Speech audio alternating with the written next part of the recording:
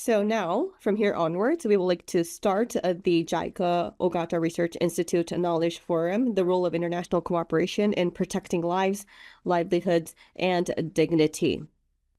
I will be the moderator for today, and my name is Saito from JICA Ogata Research Institute. Thank you very much for this opportunity. So today, in the beginning, we will invite Ms. Izumi Nakamitsu, the UN Undersecretary-General High Representative for Disarmament Affairs. There will be a keynote speech from her, and then afterwards we will schedule a discussion. So we would like to jump into the keynote speech. So the theme of the keynote speech today would be international cooperation toward a world where people's lives, dignity, and livelihoods are protected. So Ms. Nakamitsu, thank you very much.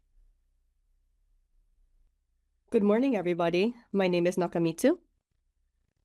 So actually, last night I arrived in Tokyo from New York, and my mind is not really functioning in Japanese. So please bear with me if I'm not speaking quite well in Japanese. But anyways, thank you very much for the kind invitation this time around the world today. There is a lot of changes happening, and like JICA, so in the world even.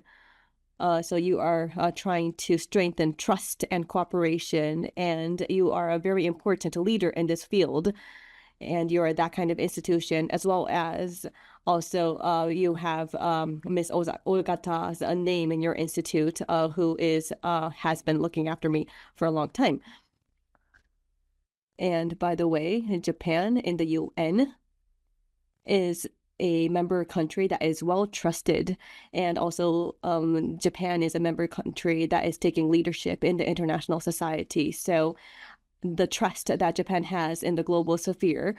So as a Japanese person, and also for Japan as a whole, this is a very big asset, and I'm feeling this from my daily operations.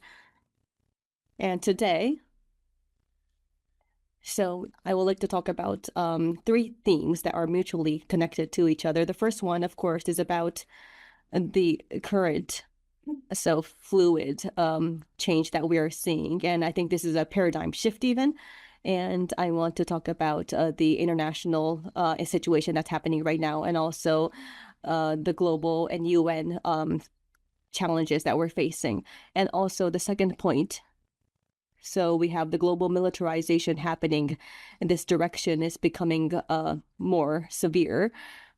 So I want to talk about how, so this is impacting human security, and actually Ms. Ogata has been the one waving the flag in this sphere, but this has been something that has been established.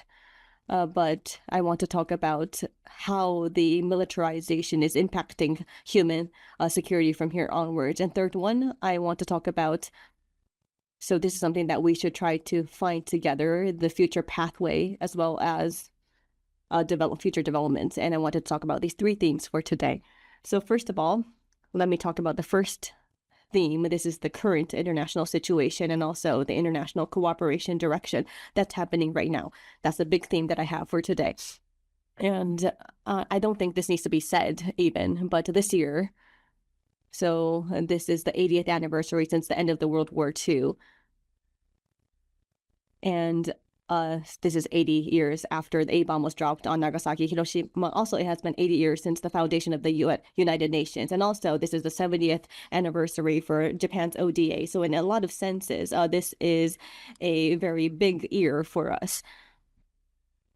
So back 80 years, that was when the United Nations was founded. And of course, the world was there was diplomacy, dialogue, and we were having a strong resolution towards peace, and that was shared among the countries.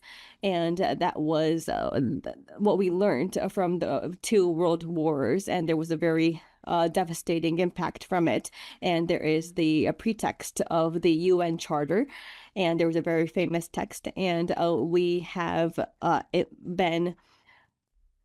So this, from the two world wars, we are going to learn from that, and now we are going to save the livelihoods of the world from here onwards. So there was this very, very strong resolution at that time, and then from there, the United Nations was established. And in the beginning of this year, actually, there was something called the Tokyo Conference, And in this conference, actually the organization, the NPO organization, were involved, and this is something that was established by them in 2017. And in this year, Tokyo's conference, so actually the UN Secretary-General António Guterres gave a video message, and what he said in that message was, so he talked about the foundation of the United Nations, and he wanted to remind us to that. And at the same time, he gave this kind of question. So right now in the world, are we really meeting the ideals that the foundation of the United Nations was talking about? And he was saying that we should really go back to that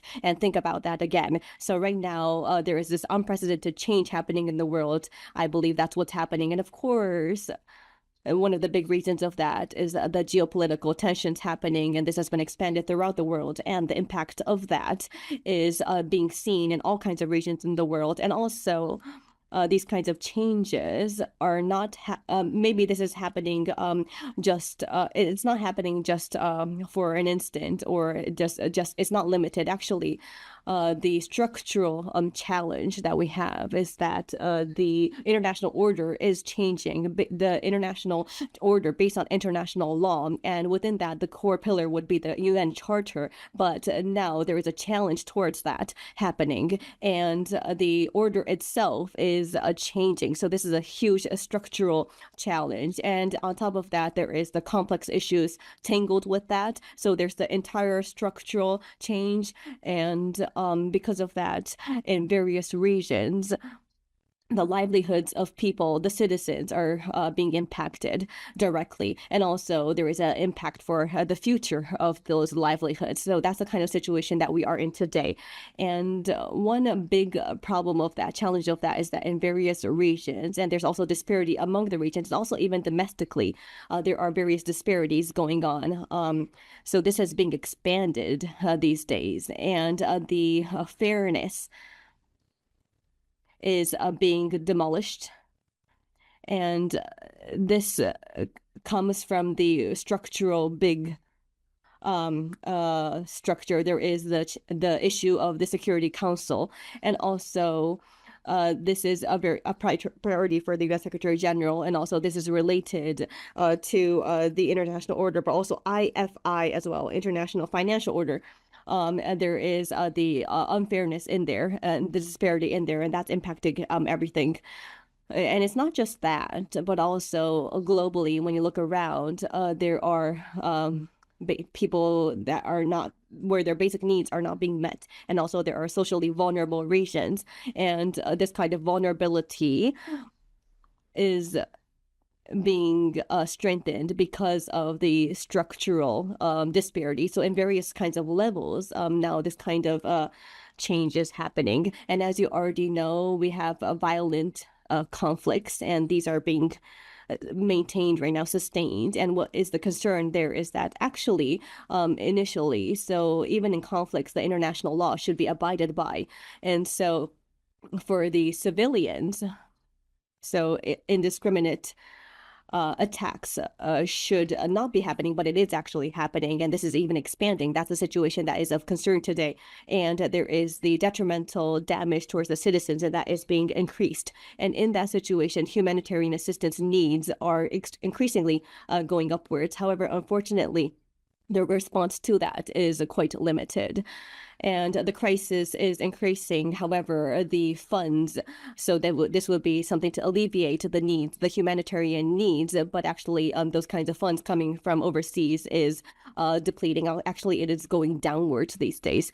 And also for climate crisis, I don't even need to talk about this, but this is a risk, and there are very severe damages in various areas. So the damage, so those who are damaged the most, there are nations, and also even in certain countries, these will be the most vulnerable. So vulnerable countries, as well as people in the most vulnerable people in a specific country, will be damaged the most by these crises. So when we have a bird eye view, so So now we have this emergency. One emergency will be triggering another emergency. And so this is like a chain of vulnerability. And this is happening globally right now. There is a structural layer, but also there's a trickling down to the livelihoods of the normal citizens. And there are various chains happening these days, I believe. And from here, so I am in charge. So this is related to what I'm in charge today. But on the other hand, so the military resources in the globe are a record high right now. And even from here onwards, it is expected that this will increase. And for this point, I want to talk about the details afterwards. But so for the military powers as well as emerging countries, actually these kinds of resource allocation towards the military is increasing. And now the defense that is relying on military capability is increasing. And this is going round and around. So the strategic competition is being increased these days. So now there's this kind of cycle happening. And as a result of that, so the development and also the basic domestic administration services resources are being depleted these days.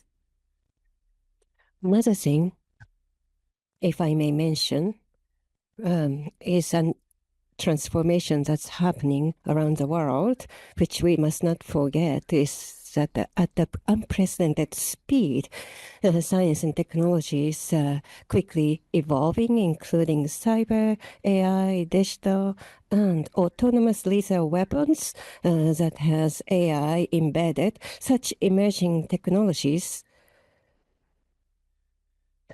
are quickly changing the nature of wars and the methods of wars at the fundamental level. And that's the reality we are faced with. So I hope you don't understand, you don't misunderstand me. I think the science and technology, the development of that has a high potential, and we need to leverage it in order to achieve SDGs. But at the same time, ethically speaking, and humanitarian and legal and governance perspective, we do have grave concerns. So under such various levels of pressures around the world, is creating the kind of reality that we are faced with, and in its midst, we need to work toward achieving SDGs, but only 1/10 of the SDGs are progressing well, and the time limit is getting shorter and shorter because 2030 is a time limit, and the delays are serious. We don't want to leave anyone behind. That's a commitment, but we are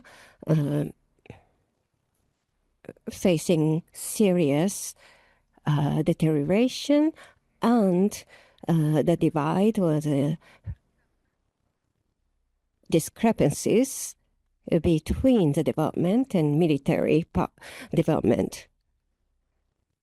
That is creating a systemic discrepancies, and economic races is another deterioration factor.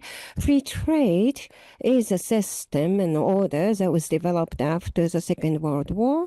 Economic order is being threatened by the current trade wars. The protectionist policies and monopolizing the resources, such attitudes are eroding our system and casting dark shadows upon economic environment. Supply chain, food security, access to energy, these are important areas where we are seeing great ramifications. Just in various countries, we see the impact, and what we must further pursue is situations like immunization of children, the harvest faced with a lack of waterfall and inequalities in economy. How can we solve these issues? These things are impacting the achievement of people's lives and livelihoods in dignity. So this is a situation that is creating further difficulty in international cooperation. So in summary, everywhere in the world, we have some priorities domestically. Many of them are frustrations of the people and intimidation people are sensing in security situation. So these are the domestic priorities are being impacted by international environment and international situations. So instead of humanitarian needs, the short-term national interests are being prioritized and putting behind other important issues. So in order to achieve international cooperation that will solve cross-border issues, we need to go beyond the policies that are short-term focused. But still, at the moment, we are falling into this vicious cycle and we're not being able to correct the trajectory as of yet. And I hope we can pick up these issues in the following Q&A. But at the same time, the redefinition of international cooperation is called for under the circumstances. The second item that I wanted to talk about is more directly related to disarmament that I'm responsible for. Militarization is happening around the world, and we need to see the impact of it upon SDGs and humanitarian development and security. As I mentioned earlier, at an unprecedented scale, people are investing more and more into arms and militarization, creating lack of resources to aid and SDG-related items. So people are investing more into security, but investing less into welfare and development and other humanitarian purposes. That's the situation we are in. As I mentioned earlier, armed conflicts are continuing, and not only that, they are even worsening, including Gaza, Middle East, Haiti, Yemen, Myanmar, and others. All these conflicts are all of different nature and of different backgrounds. Still, there are some commonalities. One of them is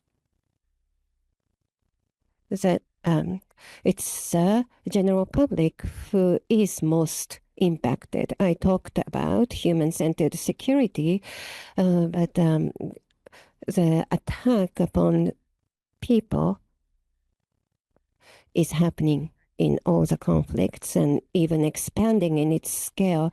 Even in 24, the conflict-led fatalities have increased by 40%. This is a third consecutive year of increased, like large-scale bombs and drone-based attacks causing the several fatalities, and ICBC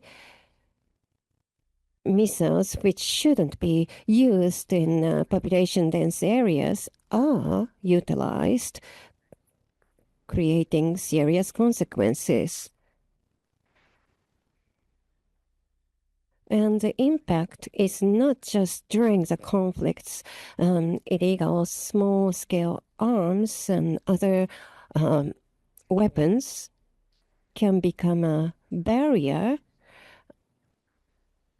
to building peace post-conflict. So it has a long-term ramifications.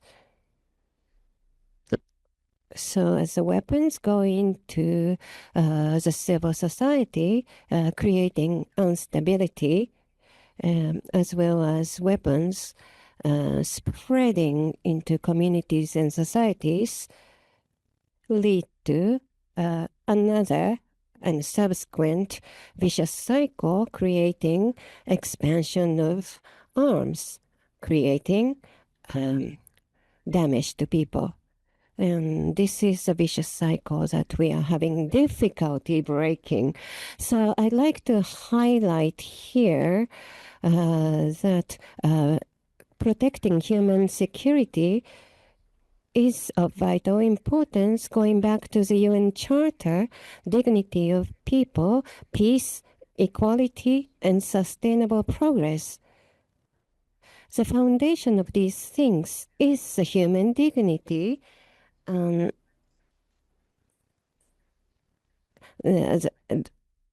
is a situation that we took lessons from the Second World War, where tens of millions of people were victimized. So from various perspectives, I would like to reiterate that we are standing at the crossroads at this time, not necessarily about fiscal spending options, but up to this point in the values that we have cherished in the international communities, we need to review and revitalize these values. And because of this understanding, the UN member countries, last year in September, we came up with a agreement for the future. And actually, there was a negotiation among the member countries to establish this. This is a commitment that was established. And within that, so the UN Secretary-General António Guterres is saying that we need to analyze the impact of the increasing military spending. And actually, where I am in the Disarmament Affairs Division in the UN, we have been involved in this. We have been cooperating with various institutions to do this analyzing effort. And actually, when I was the day before I was flying from New York to Tokyo, the final draft has been cleared, and now this has been sent to the Secretary-General office. So right now it's not the final version yet, but in the beginning of September, I think this is going to be issued and announced. So if possible, security and also arms management, and as well as the development relationship, we need to review on this, and this is going to be the fundamental material for that. We hope that this can be a material in that way. And in terms of, I just want to share some highlights of what we have analyzed until now. So first of all, so this is very famous, but in 2024, in all the regions around the world, the military spending has been increased, and this has reached a record high. So this is $2.7 trillion now. And so in a nutshell, what that means is that the military expenditure is the flip of secretary. So now there is the recognition of threat, and also there is the political tensions happening, the contingency tensions happening, and this has been very linked to that, looking at Asia, China, India, and Japan, as well as the Korean Peninsula. And so we have in the Asia Pacific region, we have a lot of military spending, and from 1989 onwards, there has been a long-term conflict happening, and there are many backgrounds behind that. So now the expenditure has been going up since then, and then not only in the Asia Pacific region, but also globally, this movement has expanded, and various countries are now recognizing new types of threats, and now negotiation, diplomacy, and cooperation, and rather than going in that direction and preparing militarily, is how they are trying to respond to these threats. So this kind of trend is what we are clearly seeing these days. And if the current trend continues, then by 2035, probably the global military spending is going to expand to from $4.7 trillion to $6.6 trillion. This is the projection that we have. And this is not a simple number, but it means that each company, this is defined as their security issue. So there is a huge change in this area. And in security, so of course, diplomacy and negotiation, as well as in the tool, we have various kinds of disarmament things in the toolbox. But these kinds of various tools, they are security tools, of course. But right now, looking at the trend that's happening, so military power and also suppression is being the trend, and diplomacy and others. So peace related methods, that kind of their position is relatively going downward. So that's the analysis that we did. And I think that is what we need to say. And also financially as well, there is a severe impact because of this trend. By 2030, the global liabilities, so the GDP, so this is going to approach GDP almost 100%. So investment towards fields that is necessary for development is going to probably go downwards. And what happens if that actually becomes a reality? Of course, so we have a time limit until 2030, but we don't have so much time. But the financial gap in SDGs is going to expand. And right now, we already have a $1 trillion annual gap. But in 2030, this is going to expand to $6.4 trillion. So the gap is going to expand. And as a result of that, health, medical, gender equality, and education-related fields will be impacted. Actually, they are being impacted already today. And now the word eligibility ratio is going down, and actually the budget to education is being struck downwards, and access towards education is being restricted these days. So we already see a significant impact because of this. And in that sense, so international cooperation in order to resolve international challenges is necessary. Everyone knows that. But the detailed direction or details are going in the opposite direction is what we see.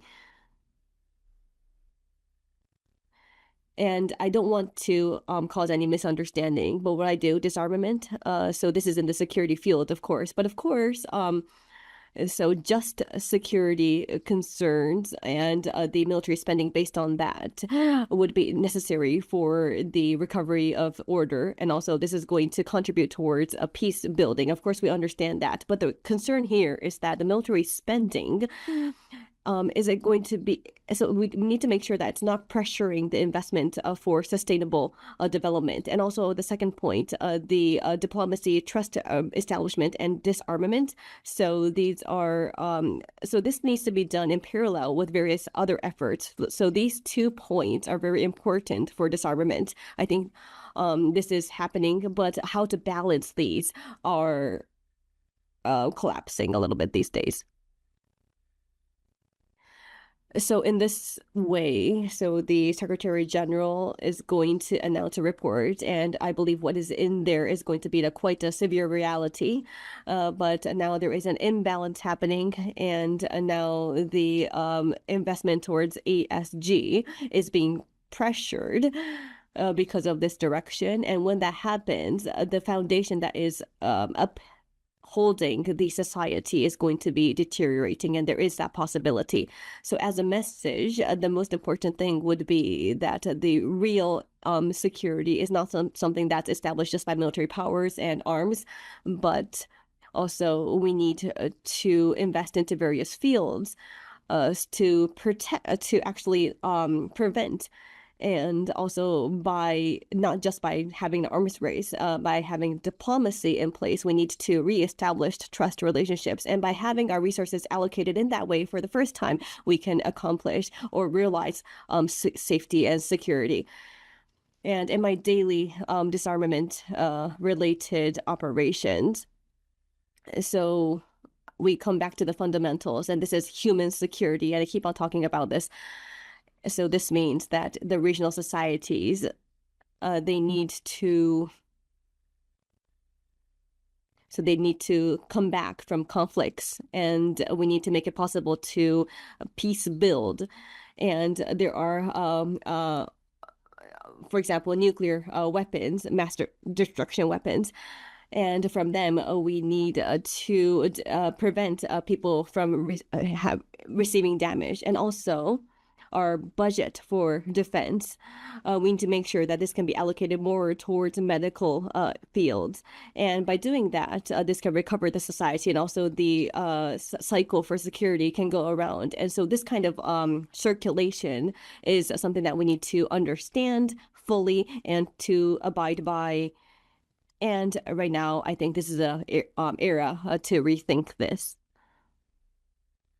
And the third point, so talking about what kind of international cooperation is necessary from here onwards. So I want to talk and think about this with you. And in a nutshell, so the values that need to be protected, but what needs to change and needs to keep on evolving. I think it comes down to that. So the international cooperation is changing in this kind of way drastically. So the values that we need to pursue, that needs to be protected, but at the same time, the methodology of cooperation and systematically, and also financial models and governance and all kinds of initiatives for cooperation or the systems for that. So I think this needs to align with the reality as of today. So updates and reforms need to happen, I believe. So in a sense, in the United Nations, so we sometimes use the phrase reset, but this is about, so within the current international cooperation sphere, we need to have a system that functions well. And in order to do that, sometimes we need to reset ourselves. And there are a couple of points here. So the first one is that for multilateralism, the commitment towards that, it's not just words, but also we really need to place actions for that. And why this is important is because I need people to understand why this is important. And in order to do that, so multilateralism and cooperation. So right now there are portions where the UN is not functioning in this sphere, and we understand that. So the Secretary-General, what he has said is the UN engine. So now it's 80 years since the foundation of the United Nations. So this is a comprehensive task force that is that has been established, and now we understand that we need to reset ourselves. And actually, this is a 15-people task force, and I am one of them, and we are set with this mission. So in this way, we need to reform and reset ourselves. So this is something that we really need to think on. And within that, so the international order based on the rule of law and how to sustain that and how to recover that is something that we need to rethink.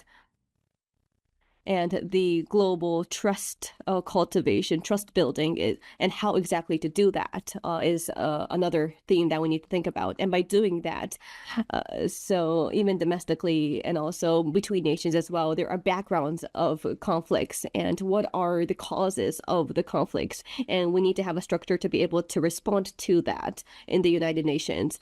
And as a part of that, so the UN Security Council reform and also the IFI reform are part of that. And these kinds of big structural reforms are something that we are talking about. And it's not just us, the UN Secretariat can do, and also member countries need to be involved too. But again, in the agreement for the future that we established, we also talk about the UN Security Council reform. And actually, this was an unprecedented level of commitment that now we're talking about. By 2035, we are going to formulate a detailed reform plan. And between the member countries, this kind of commitment has already come up. And the second point is about protecting citizens and to support the global security and to strengthen the framework for disarmament for that, and also to protect that.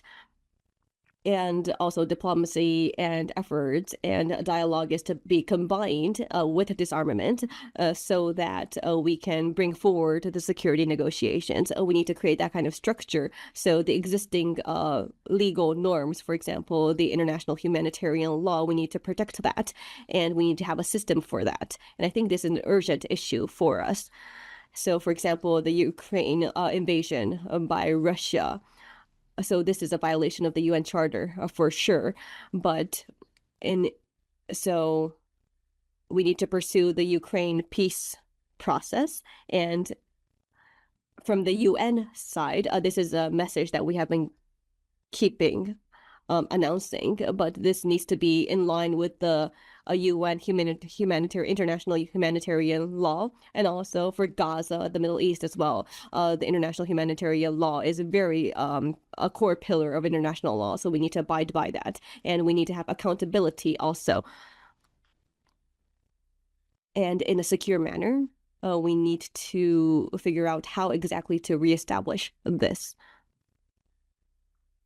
And the third point will be, this is going to be linked to Japan and also JICA, but the concept of security is something that we need to rethink.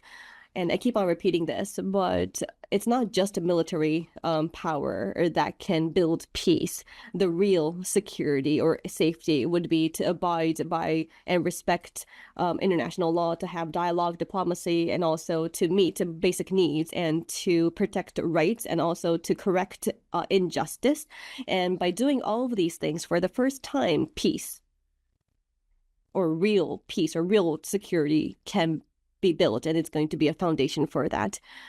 And therefore, what I mean is that what is being required right now is so now there is the security concept on division and arms race, but now it's more about diplomacy and cooperation and international order and having those bases. So that would be, in other words, human security, but it should be the pillar towards security. And I think this is a fundamental change if we take that concept, and each and every single citizen has to understand this, I believe. And therefore, the funds for development, this is the funds for peace, and each and every person needs to understand this. This is what I strongly feel.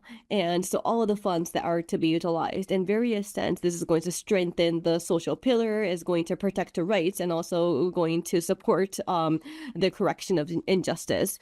And those are the characteristics of funds. And in a sense, ODA is decreasing.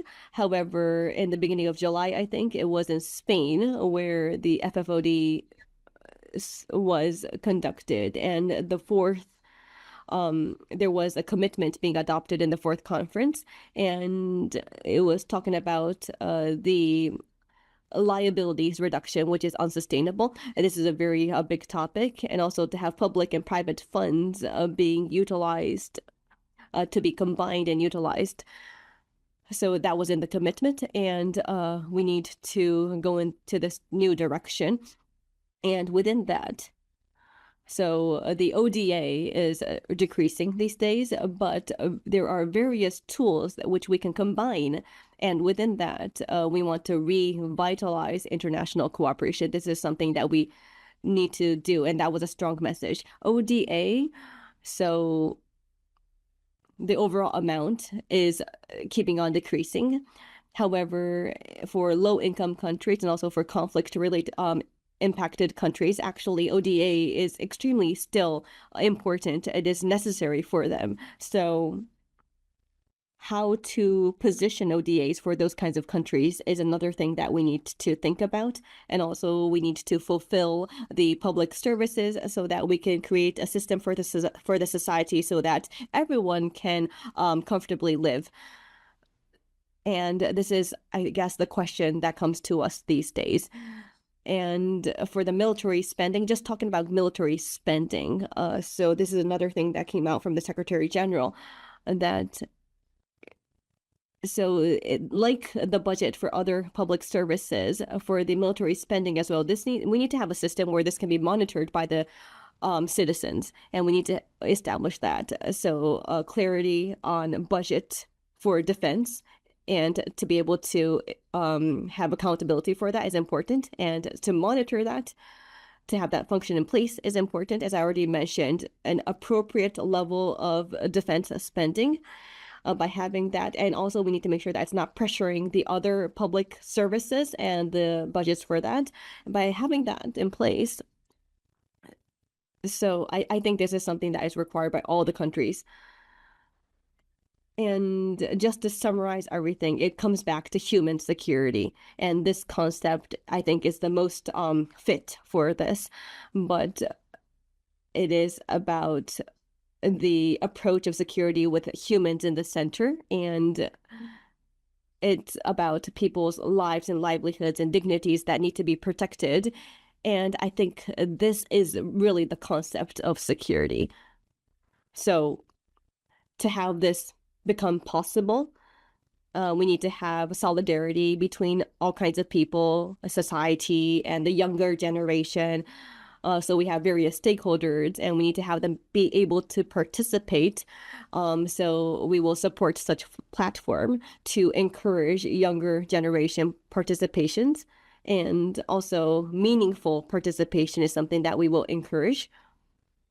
And that is extremely important for us. I believe the international society is on a very historical crossroad, I believe. I already mentioned this, but I believe that the pathway that we select today is going to impact us in the next several decades. It's going to really formulate the world from here.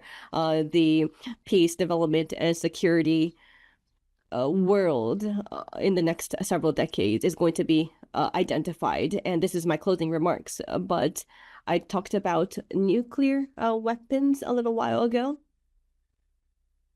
And these multi-layered, sorry, I talked about national interest. So we need to understand about the multifaceted characteristic. We need to think about the approach. And based on that, we need to try to formulate new approaches. And by doing that, this is not just a short-term national interest, but this is going to be long-term national interest. And this is going to be the national interest for every nation in the world, I believe, by taking this mindset. And I deeply believe in this. And I just wanted to emphasize on this point in the end, and that will be my keynote speech. Thank you very much for your kind attention. Thank you very much, Ms. Nakamitsu. Now we will move on to panel discussion. Would you kindly come up to the front seats, or the panelists, please? Today, we are joined by Dr. Yosuke Nagai, Executive Director of Accept International, as well as Ms. Miyazaki, Executive Senior Vice President of JICA. The discussion will be moderated by Ms. Kamei, Director General of JICA Ogata Research Institute. Thank you everyone for participation. Ms. Nakamitsu just arrived from New York last night, and she needs to go on to the next location. She's quite busy, but she shared such important message on 3 topics. Number 1, about the current international landscape and the challenges that we have. Secondly, militarization and human security, the relationship there. And number 3, roadmap for the future, including UN reform and arms control and disarmament, not just short-term but long-term, and revitalization of multinationalism. For the next half an hour or so, we will have the discussion by the panelists. From what she talked about, she says it's important to encourage the youth engagement. So, Dr. Nagai, who is working with African youth. Thank you very much. My name is Nagai from Accept International. I started in the freshman year of my university. Thank you very much for the wonderful speech, Ms. Nakamitsu. I'd like to mention three things, as Ms. Nakamitsu mentioned. Now the world is experiencing fragmentation, and we are faced with various issues in Japan as well as in the world. And without coordination among all, we cannot solve all these problems. Therefore, international cooperation is vital. Now, the national interest. How can we linkage those things to each country's interests, and how we can communicate that with the citizens? The importance of public engagement, I am quite interested in. In Japan, we are a trade-based country, so Japan is positioned in the international community, and we need to have that perspective as we think about the national interest and how we can link it to international cooperation and multinationalism, and how we can engage citizens.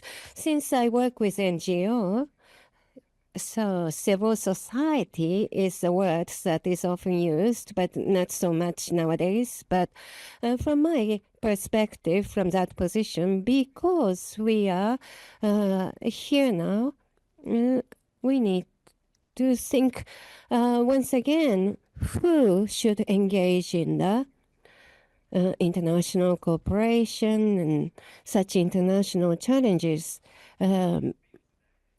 It's the same as the youth engagement. Civil society is important, youth is important, everyone agrees, but even starting from stakeholder consultations, there are some difficulties. Sometimes we feel like we're just there as ornaments, like nobody's taking us seriously. Everyone says our engagement is important, but I sometimes feel like we are being looked down upon.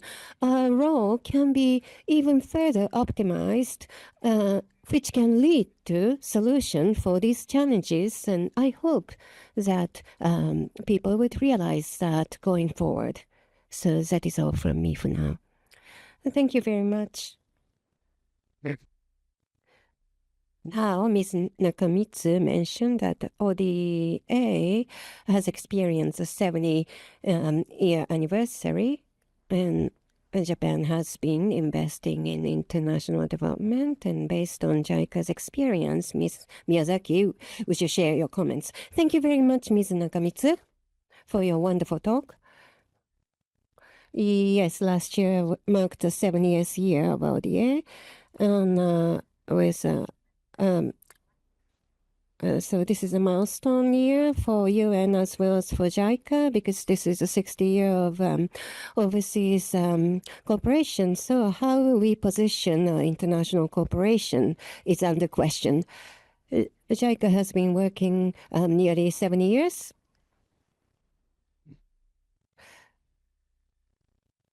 There are some things that we want to revisit.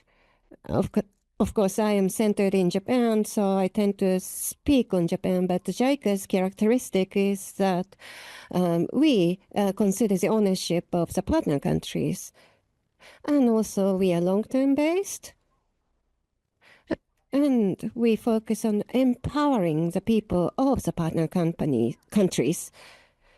The way we promote that is based on humanitarian or human-centered issues. And so our approach, I feel, has been good and correct. At the same time, the world is quickly changing, especially since the start of this year. And I started questioning my values and what I thought was right. But as was mentioned by the speech, in the international community, what has been considered right remain right. And so we need to stay firmly on that ground. And at the same time,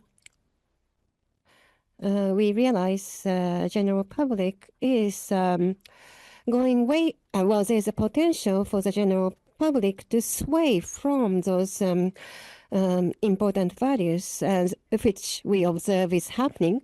So we can't just say what we are doing is right, but we need to consider seriously the perspective of the citizens and also the characteristic of the Japanese approach, which is long-term based. It's important, but as was mentioned by Ms. Nakamichi, we need to at the same time, we need to go for quick wins in order to capture the attention and interests of the people. So that's what I was thinking. I'd like to reflect those things into what I do on daily basis. So that is my comments on the first issue. First question. Thank you very much, Dr. Nagai and Ms. Miyazaki. The common thing mentioned was the youth engagement and civil society participation, which are not easy. There may be various approaches for us to select from. So would you comment on that, Ms. Nakamitsu? Thank you very much for your feedbacks. Both comments were quite similar to what I've been thinking. Unfortunately, it's not something we can solve quickly. In order to demonstrate outcomes,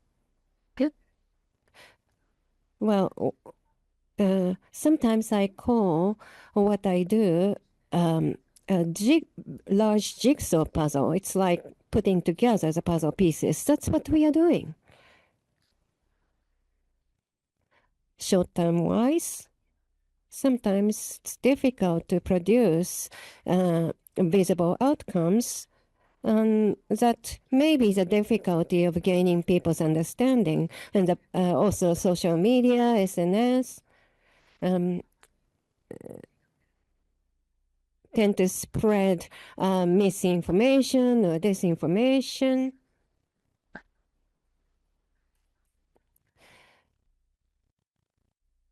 Therefore, in order to reach solutions one by one, we need to combine various methodologies.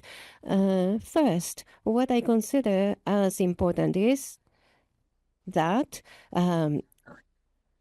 in order to gain participation by the young people, you called it, it's a bit ornamental, but and I would call that lip service. That's the word used in UN. But we should emphasize that we need to find various forums for young people to see what they can do, how they can participate domestically and internationally in the UN. We need to see how they can create impact. And we need to communicate with them that they need skills and capabilities. I am working in a disarmament space, and to the young people, we want to communicate with the young people online, offline. There is online material, a 6-month-long online material to provide training to the young people, and simultaneously we provide skills development that will empower them to create effective policies. So we want to empower the young people so that they can create the desirable outcomes and impact. So we want to provide such programs and training sessions in order to encourage participation by the young people. And the day before I was coming from New York, actually the Japanese government is funding this, but we have a sort of foundation, and actually the second round of participants, actually there was like 2,000 applicants from around the world, and there were 100 online participants, and then we narrowed that down to 50%, and then 50 people came over to Japan. So we have like a program. So we had that for the first round of the participants, and right now we have just launched the second term, and I just did this before coming out from New York, and actually there were more than 10,000 applicants from around the world for this. So in these kinds of international spheres, for people to want to participate. And there are so many young people that want to participate, want to give impact. We already know that. So towards those kinds of people, we need them to be equipped with skills, and we are trying to provide platforms for that, so that it's not just a decoration, but for them themselves. I mean, they need to have this empowerment. It's not, I think for power, it's not something that's to be provided, but it's something that's taken. So I keep on talking about this. So we are not to just wait for them to come to us, but we need to empower them with a platform. And short-term results, we were talking about this. Unfortunately, we are handling complex issues, so it's difficult to give short-term results. But one important thing here is that, so in order to resolve such a complex issue, it means that we need to just combine so many complicated things, and we can't give up. We need to have a thorough communication. We need people to understand this, I believe. And I think that the Japanese experience can be leveraged in this field as a message, I believe. So including that, so efforts for communication need to continue, and even more in the future. I think this is going to become important. If we are not doing this, if we are not cooperating, if we're trying to do this in one country with the own country comes first policy, I know that all kinds of countries have nationalism, but without cooperation. So actually, we need to understand that cooperation has been done with still nationalism in place. And this is a state situation where it's impossible for just one country to resolve things. So I think we need to keep on expressing this so that people understand, and these kinds of efforts will come back. And we need people to understand that this is going to become a Japanese asset in the end. So this kind of message, I know it's difficult to deliver, but again, I really believe that this strong message needs to be communicated. Thank you very much for that, Ms. Nakamitsu. So a little while ago, I think you explained that we were on a very important crossroad, and what we're selecting today is going to impact us in the next few decades. And so I think it's very important to make selections so that we do not to just become a decoration. And again, going back to Nagai-san, so Dr. Nagai, so you are actually involving those stakeholders, and you are doing a job to create the future that really is directly impacting those people's livelihoods. But can you talk a little bit more on this? Thank you very much for that. So Somalia and Yemen and also Palestine, I've been involved in those areas, and we have the anti-government militants there, and then they would be getting out of those organizations, and we want them to become reintegrated into society. And right now we are having programs for their rehabilitation. But for example, DDR or PCB, for example, will be initially there. So they will be recognized as threats and risks. So they will be managed. And those kinds of people were recognized in those ways, but I felt that that was quite wasteful. I mean, there are so many problems right now, and no one has so much budget. The budget is being struck down, and all countries are trying to allocate more resources towards defense. So in a real sense, like Nexus, or traditionally we've been talking about this something like Nexus. We've been talking about that, but we really need to do that, or else we're just going to keep on saying that there's insufficient budget and there's no money. So for those non-governmental militants, so actually the people in there, a lot of them are in the younger generation. They are like in their teens or 20s or 30s, and they used to be child militants. So as Nakamitsu-san already mentioned, for youth empowerment, youth engagement, and youth peace security agenda. So how to connect those kinds of people to that WPS agenda is important. And by thinking about that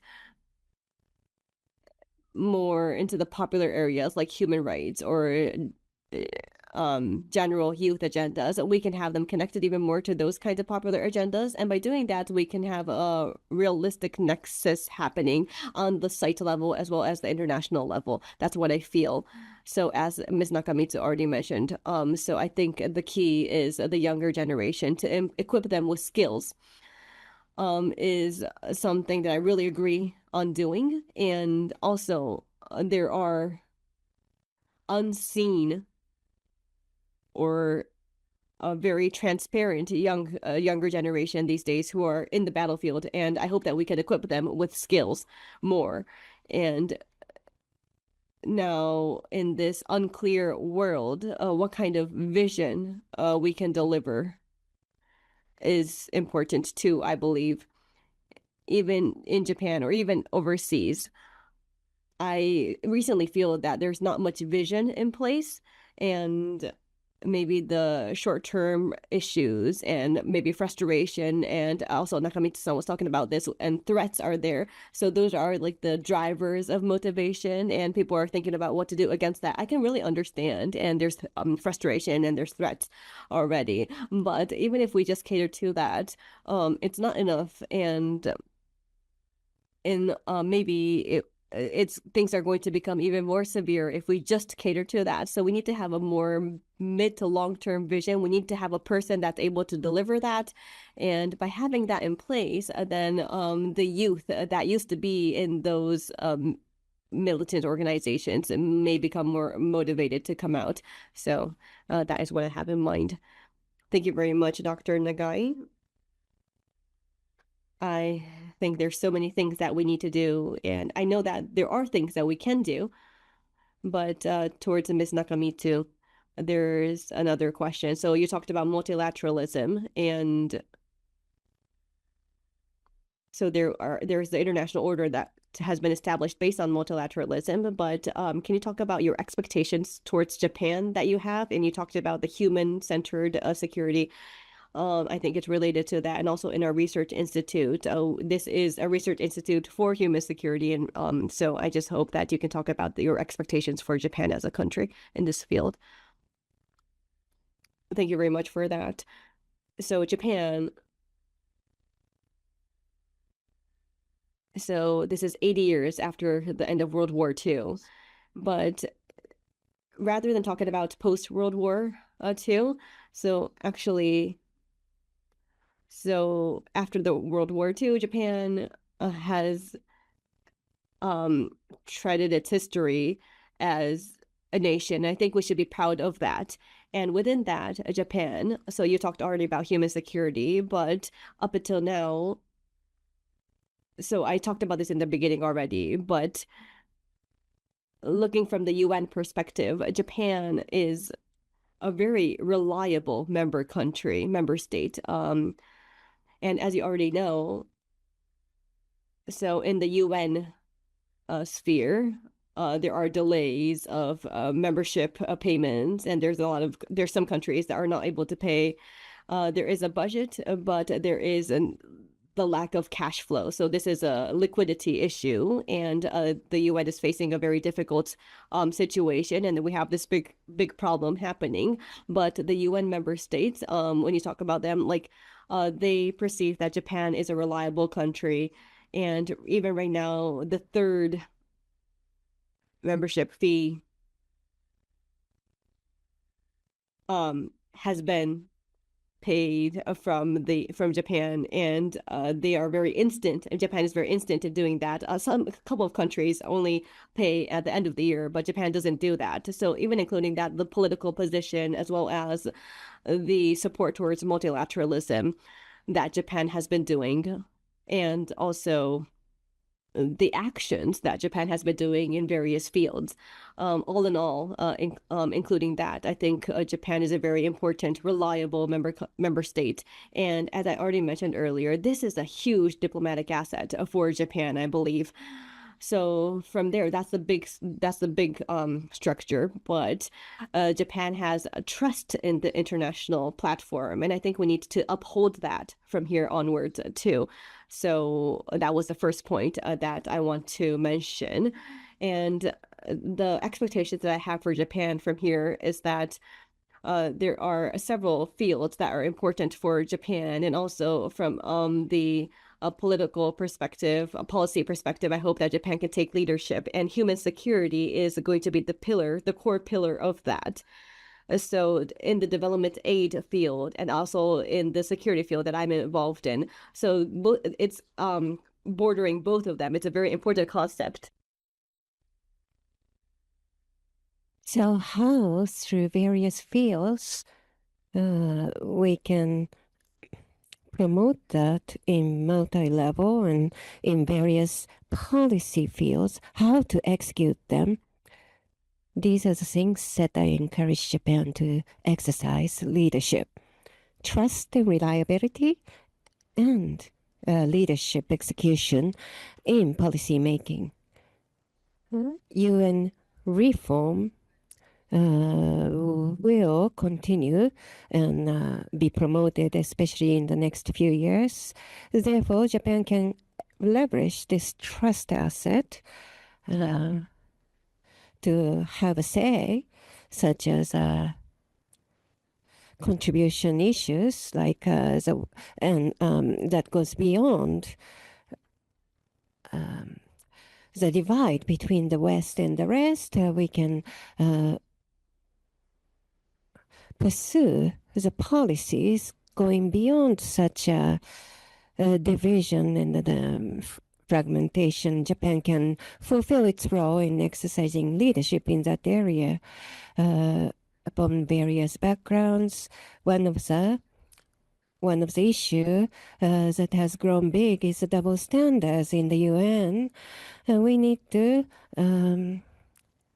tackle this issue to see what we can do to achieve mutual interests to all the nations. And I think in this area, Japan has a great role to play. Thank you very much. Trust that has been built over the years, and leveraging that, Japan can take leadership in international policy making that was encouraged by Ms. Nakamitsu. Ms. Miyazaki earlier mentioned JICA has developed trust as a value, and I think Japan has contributed greatly in the area of ODAs. So would you share further on it going forward? Yes, trust is a vision. Trust to connect the world. That's a vision. And by standing on that, we have been able to contribute about 20 billion. Some of the cooperation, 20 billion is what we received thanks to all the efforts by the members. And I think we need to further continue our efforts. So under the current situation, I want to see more and more people to take ownership over the issues domestically and internationally. I think it's important what's happening overseas, the tragic wars and conflicts. People tend to think they are happening somewhere else, and they see what's happening in front of their eyes as immediate issues, but that's not the way it should be. And we'd like to enhance understanding by the people of various issues, internally and externally. There was a mention about this nuclear disarmament, and that had application of over 10,000 people, and I'd like to know further details, so I'd like to ask you to share later, but I think we need to continue our efforts to stay steady on keeping all those international values, and I hope that Japan can leverage the trust we built in order to take further leadership in international politics and policy making. Thank you very much. We actually planned on a Q&A Q&A session, but since Ms. Nakamichi has to leave this place quarter past, since she has other engagement, so there was a question requesting some message for the young people who want aspiration, who has aspiration to engage further in international cooperation field. So I know there are many questions, and I'm very sorry that we cannot take all the questions, but please allow us to move on with this one. Dr. Nagai, please. So the message to the young generation who are interested in the international space. Now is a time of SDGs, so the young generation, there are things that are necessary, but not many people are interested in. These are the issues that I'd like to challenge the young people to engage in. As we grow up, the adults, they only do projects that produce profits. That's why I started doing what I'm doing when I was a freshman in university. In the 20 years, 15 years, I think in the time of SDGs, doing something for that is important and wonderful. But there are some human rights issues, humanitarian issues happening in the conflict zones that are not attracting attention. Therefore, I'd like to encourage the young people who are seeking international opportunities to engage in those issues that may not turn out to be profitable. Thank you very much. Ms. Miyazaki, please. Yes. I want to encourage young people to aspire to work in international organizations. And the message to them is, first of all, to be interested in what's happening overseas. Earlier, I had a conversation with Ms. Nakamitsu. Only 17% of the young Japanese people have passports. Fewer and fewer young people are interested in what's happening overseas. So even in neighboring countries, I hope that you will take interest in overseas countries, and then you will start seeing international issues and challenges, and you can redefine your own positioning, and maybe perhaps you would be encouraged to try working in international organizations. We can leverage the trust to work toward international cooperation. And I hope those people would try out working in international organizations. And as JICA, one of the themes of TCAD this year is to engage young people.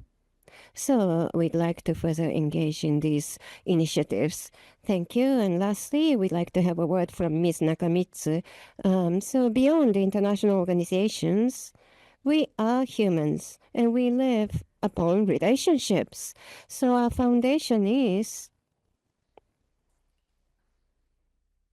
how we can improve our relationship with each other.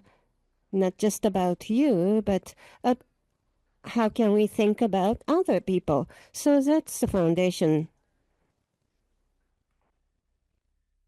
Of course, we want to be rich, we want to be comfortable. But at the same time, we need to see how we can achieve happiness for all. So I think it all starts with thinking like that. On a daily basis. That's the first step of international cooperation. Of course, you can get interested in overseas, learn the language, learn the culture, but maybe there are people close by who have needs. And so start thinking what you can do for those people. You can discuss with others to see if you can reach some solutions. So that's the beginning. And step by step, maybe you will be further drawn to international cooperation. What I'm always thinking is, let's stay sincere, courageous. And if you're interested in going overseas, take courage. Try many things while young. It's okay to make mistakes. You can take risks since you are young. Therefore, don't be timid, but try many things. That's what I like to say to the young people. And see what you can do with your life, one and only life. How you can find significance and meaning in your life. And that all depends on how much contribution you are able to make in your own understanding. Therefore, start with those around you, go to your community, regions, and overseas. At the UN, we have worked extensively with the young, starting with Secretary-General. We have diverse, broad programs, not just about nuclear disarmament. So I encourage many young people from Japan to apply for those programs. Well, thank you very much for various messages. Now the time is up. Therefore, we'd like to conclude this seminar. Many of you would like to share greetings with Ms. Nakamitsu, but she really has to get going, so apologies. Thank you very much for your participation.